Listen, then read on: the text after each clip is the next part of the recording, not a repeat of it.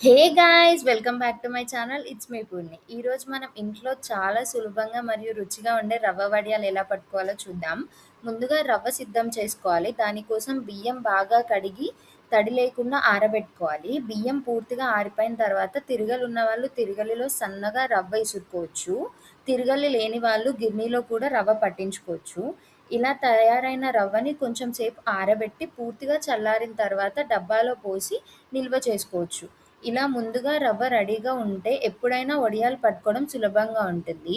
Mixie జార్‌లో కొన్ని పచ్చిమిరపకాయలు, చిన్న అల్లం ముక్క మరియు తగినంత ఉప్పు వేసి మెత్తగా పేస్ట్ చేసుకోవాలి.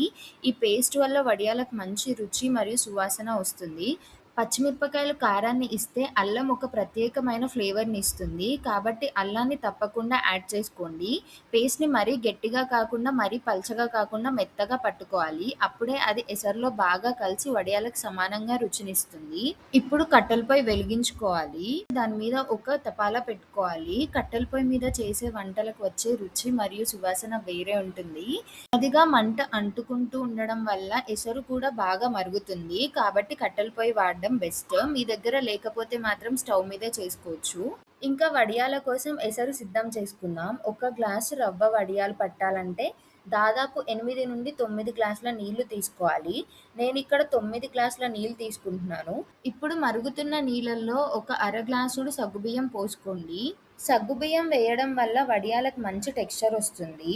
కానీ ఎక్కువగా వేయకండి. ఎక్కువ సగ్గుబియ్యం వేస్తే వడియాలు వేయించేటప్పుడు నూనె ఎక్కువగా లాగేస్తాయి.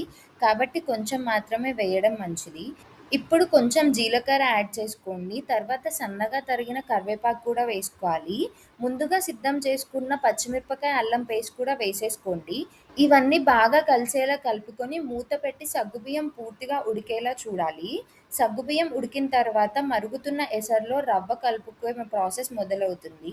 ఇక్కడ ఒక ముఖ్యమైన విషయం ఏంటంటే రవ్వను డైరెక్ట్‌గా మరుగుతున్న నీళ్ళల్లో వేసేయకండి.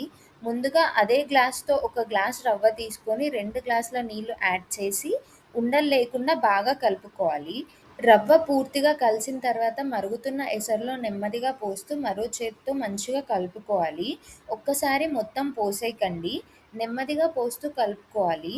ఈ స్టేజ్‌లో కొంచెం జాగ్రత్త అవసరం. రవ్వ ఉండలు కాకుండా నిరంతరం కలుపుతూ ఉండాలి.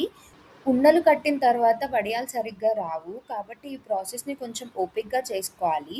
ఇప్పుడు మిశ్రమం నెమ్మదిగా చిక్కబడుతుంది.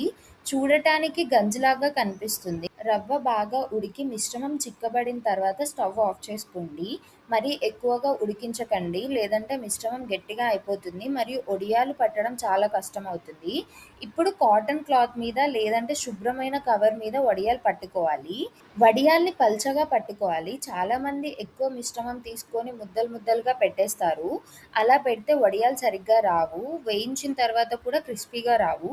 కాబట్టి ఒక్కొక్క వడియాన్ని సన్నగా మరియు పల్చగా వచ్చేలా పెట్టుకోవాలి. ఇలా పట్టిన వడియాల్ని ఎండ బాగా తగిలే చోట్ల ఆరబెట్టుకోవాలి. ఎండ బలం బట్టి 2 లేదా 3 రోజులు పూర్తిగా ఆరిపోతాయి.